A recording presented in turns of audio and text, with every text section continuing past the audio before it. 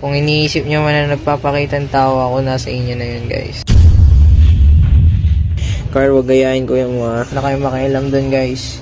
Hindi nyo na problema yun. Problema na namin yun. Ako ang anak, di nakikisali. Kayo pa kayang di anak. Lesson learned, guys. Huwag kayong makikisali, guys. Kasi ako sarili pamilya, di ako nakisali. Nadamay lang. Baka sabihin na naman, Mabait naman yan si Kaloy. Tigilan mo na, baka sabihin pa ng ibang tao, pinagtatanggol natin siya. Di niya maintindihan kasi yung mga guys eh. Yung mga taong nasa paligid niya, alam niya naman na maraming may magsasabing peke kami, kahit hindi naman.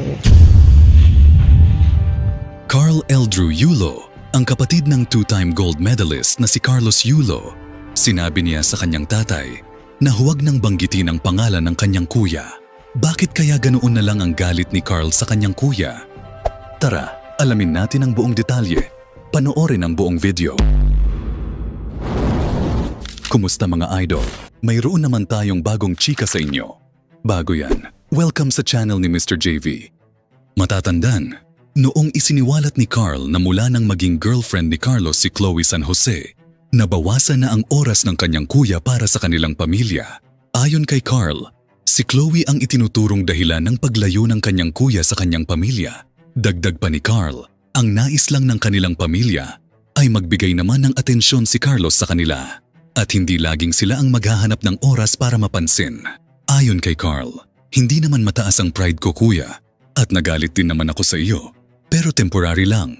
Sa ganitong mga pahayag ni Carl, makikita na mahal pa rin ni Carl ang kanyang kuya, pero hindi maiiwasan na maiaalis ang tampo sa kanyang kuya. Base sa mga lumalabas na impormasyon, tila lumalalim ang hidwaan sa pagitan ni Carl at ng kanyang kuya Carlos. Ayon sa mga balita, nagsimula raw ang lahat nang manalo si Carlos ng 2 gintong medalya sa Olympics, kung saan nakatanggap siya ng malaking premyo at isang condo unit. Sa halip na magdiwang kasama ang pamilya, naiwan raw sila ni Carl at ng kanilang mga magulang. Simula noon, tila nag-iba na ang tingin ni Carl sa kanyang kuya na dati hinahangaan niya bilang isang world-class gymnast, ngayon hindi na. Sa isang livestream na ginawa ni Carl, kasama ang kanyang ama na si Mark Andrew Yulo, naging emosyonal ang usapan nang banggitin ng kanyang ama ang pangalan ni Carlos. Mabilis na nakiusap si Carl na huwag na itong pag-usapan. Ayon kay Carl, ayaw na niyang mapag-usapan si Carlos dahil baka magdulot lang ito ng mas malalim na issue sa pagitan nila. Pero mukhang si Mark Andrew ay umaasa pa rin na balang araw ay babalik si Carlos sa kanila. Nakakabahala nga talaga ang lumalabas na mga salita mula sa pamilyang Yulo. Sa nasabing livestream, hiniling ng ama ni Carlos na batiin ni Carl ang kanyang kuya. Pero tila ba hindi na ito nagugustuhan ni Carl? Anya, hayaan na natin sila papa. Huwag na natin sila pansinin kasi baka lalong magkagulo mga yan. Sabihin pa nila na peke tayo. Patuloy pa rin ang ama ni Carlos sa pagsasalita at umabot pa sa puntong hinimok niya si Carlos na umuwi na sa bahay dahil mahal na mahal siya ng kanyang tatay. Napilitan si Carl na humingi ng paumanhin sa mga nanonood at ipinaliwanag niya na hindi alam ng kanyang ama ang sinasabi nito.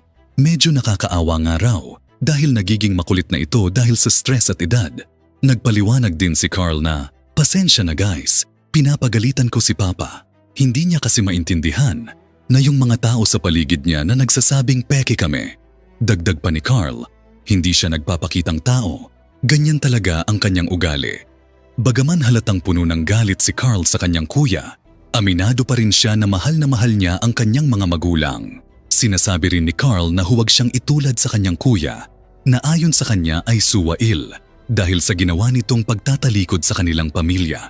Samantala, noong nakaraang buwan, nangako si Carlos na makikipagkita siya sa kanilang ama.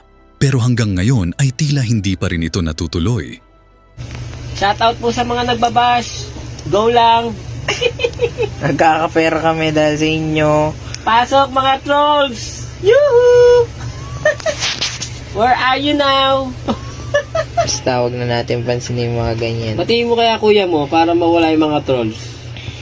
Kaya mo na sila pa, huwag na natin sila pansinin. Lalo lang magkakagulo yung mga yan, sabihin, peke tayo. Shoutout Kaloy Yulo. Papa, huwag mo nang, huwag mo nang anuhin. Huwag mo nang ano Umuwi ka eh. na sa bahay. Si Papa naman pag sinabing wag, gagawin lalo, parang bata. Alam mo naman yung mga tao. Mahal na mahal ka ni Papa. Sabi nga wag na eh. Wag muna. Sorry guys, pinapagalitan ko si Papa kasi hindi niya maintindihan kasi yung mga ano guys eh. Yung mga taong nasa paligid niya, alam niya naman na maraming may magsasabing peke kami kahit hindi naman. Pero mas maganda nang wag na muna. Hindi, alam naman ng kuya mo yan. Alam naman ni Kuya pero wag muna. Bumibelo lang yung kuya.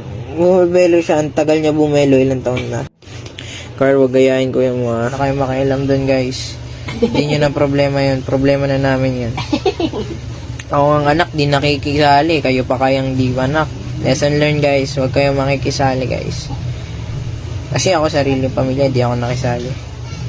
Nadamay lang.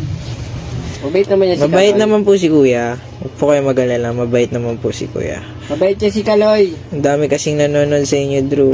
Nararamdaman ko mag-ano yan, babalik yan sa amin. Sige na pa. Mamaya, In Jesus' name. Amen. Hey, amen. huwag po kayo mag-alala. Di ko po sila papabayaan. Nandito lang po ako sa tabi nila, guys. Kayo mag-alala. Di ako nagpapakita ng tao. Ganito po talaga ako, guys. Kung iniisip nyo man na nagpapakita ng tao ako, nasa inyo na yun, guys. Ano yan, nak? Ano yan? Trolls. Di matutumbasan ng pera ang pagiging masaya mo. Pero kung magiging masaya ka sa pera, edi nyaw. Bago matapos ang video na ito, ano ang masasabi niyo sa chika topic natin ngayon? At syempre, inaanyayahan ko kayo na mag-like at share para mas lalo pa mabulabog ang mga marites at parites. Hindi naman ako nagmamakaawa sa inyo mga idol, pero sana maawa na kayo. Hanggang dito na lang ang ating video. Maraming salamat sa pagtambay. Bye-bye.